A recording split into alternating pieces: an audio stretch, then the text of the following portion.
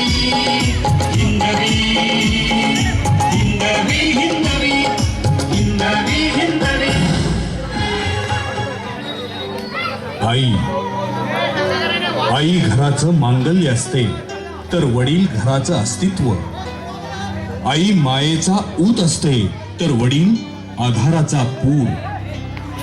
आईकडं अश्रूंचे पाट असतात तर वडिलांकडं संयमाचे घाट असतात.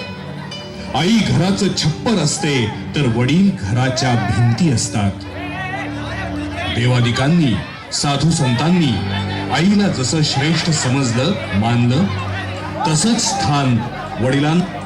माझ्या नावाच्या अगोदर भक्तगण तुझं नाव घेतील असं वरदान मिळालेल्या भक्त पुंडलिकानं आई आणि वडिलांची दोघांचीही मनोभावे सेवा केली. पण सध्याच्या युगामध्ये कोणीही वडिलांना मानत नाही, जुमानत नाही. कोणीही वडिलांविषयी जास्त लिहित नाही, कोणी जास्त बोलत नाही. आई जगज्जननी आहे मान्य आहे, पण वडिलांना काहीच स्थान नाही. अनेकांनी वडिलांविषयी लिहिलं, पण तेही व्यसनी, व्याभिचारी, तापट, आईला आणि मुलांना मारझोड करणारा, त्रास देणारा बाप म्हणून. आहेत समाजात असेही बाप आहेत. होय बाप. सध्या तरी वडिलांविषयी बाप हा शब्द प्रचलित आहे, पण त्याही पेक्षा कितीतरी पटीने जास्त चांगले, संयमी, विचारवंत, कर्तृत्व संपन्न वडीलही समाजात आहेत. त्यांच्याविषयी काय? सध्या बऱ्याच ठिकाणी समाजामध्ये मुलांकडून चांगल्या सद्गुणी वडिलांना माती मोल किंमत मिळते. वडिलांची उपेक्षा होते, वेळोवेळी मानहानी होते. अशा संस्कृतीहीन तरुण पिढीसाठी आणि बऱ्याच ठिकाणी आपल्या कुटुंबाचा, आपल्या मुलालेकरांचा विचार न करता व्यसनात, व्यभिचारात गुरफटून गेलेल्या अज्ञानी वडिलांसाठी थोडंसं. श्री रणजित करडे यांच्या अभिनव संकल्पनेतून, प्रदीप साळोखे, सुनील दैव यांच्या उत्कृष्ट दिग्दर्शनातून आणि श्री सागर कांबळे पाटील यांच्या प्रतिभा संपन्न लेखणीतून अवतरलेला एक प्रबोधनात्मक देखावा श्री जय हिंद पंचशील गणेश मित्र मंडळ, झेंडा चौक, रेंदाळ सविनय सादर करीत आहोत शिवभारत भाग 7. शिवभारत भाग 7 अर्थात आईची माया, पित्याची छाया. आईची माया, पित्याची छाया.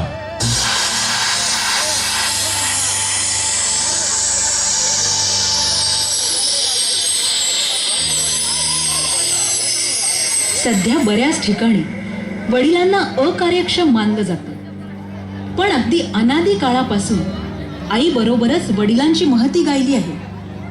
वडिलांनीही आपल्या मुला लेकरासाठी बरंच योगदान दिलं, माया दिली, आधार दिला. प्रभू रामचंद्रांना कैकईनं 14 वर्षांचा वनवास मागितला. वचनबद्ध असलेल्या पित्याला नाईलाजास्तव काळजावर दगड ठेवून ते मान्य करावं लागलं. पण त्यानंतर पुत्र वियोगात तडफडत टाचा घासून प्राण सोडलेला तो पिता राजा दशरथ होता हे विसरू नका. देवकीनं भगवान श्रीकृष्णाला तुरुंगात फक्त जन्मच दिला, पण वसुदेवानं त्या दुष्ट कंसाच्या हातून सोडवण्यासाठी अगदी जीवावर उदार होऊन धो धो कोसळणाऱ्या पावसातून, विजांच्या कडकडाटात, अष्टमीचा भयानक अंधार तुडवत आणि हिंस्त्र श्वापदांचे जीव घेणे हल्ले चुकवत यमुनेला आलेला महापूर पार करून आपल्या निरागस लेकराला, श्रीकृष्णाला डोक्यावरून गोकुळात पोचवण्यासाठी केलेल्या त्या जीव घेण्या धडपडीचं मोल काय होईल? गोकुळात यशोदेनं श्रीकृष्णाला आईची उणीव भासू दिली नाही, पण पित्याची आठवण होऊ न देणारा नंद राजा सुद्धा काही कमी नव्हता. राजमाता जिजाऊंनी शिवछत्रपतींना घडवलं.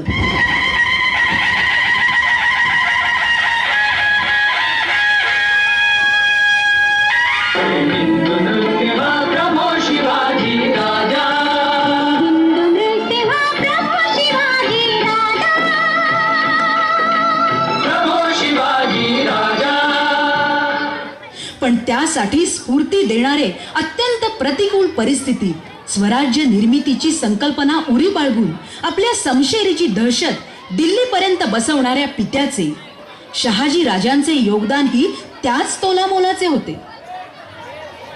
शिवबा जन्मल्यापासून एकदाच मुलाचे तोंड पाहून आलेल्या पित्याला 10 वर्ष झाली तरी परतून मुलाला पाहण्या जाण्याचा योग आला नव्हता.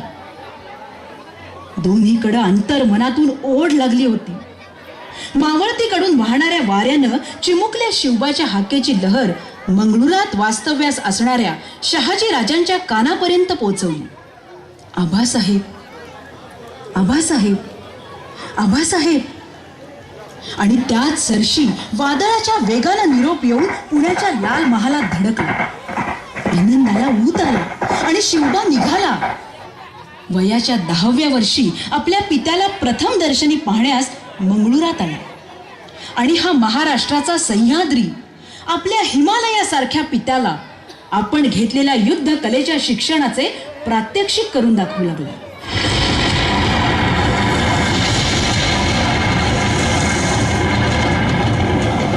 यशस्वी भव जगदंब जगदंब.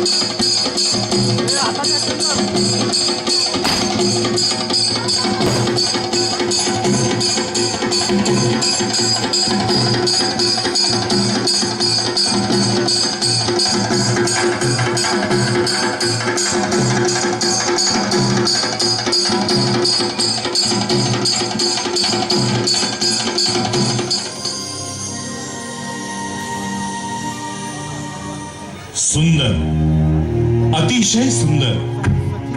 शिवबा, लहान वयात तुम्ही चांगली युद्धकला अवगत केली, पाहून आनंद वाटला. हा, पण असेच राजकारणी डावपेचही शिकले पाहिजेत. हा आबासाहेब, एक विचारू? हो, विचारा ना, अगदी विनासंकोच विचारा. आबासाहेब, आम्ही मंगळुरात प्रवेश केल्यापासून पाहतोय इथली सर्व मंदिरं आणि महाल पडलेले का आहेत? शिवबा, आम्हाला नेहमी काहीतरी प्रश्न विचारून हैराण करतात.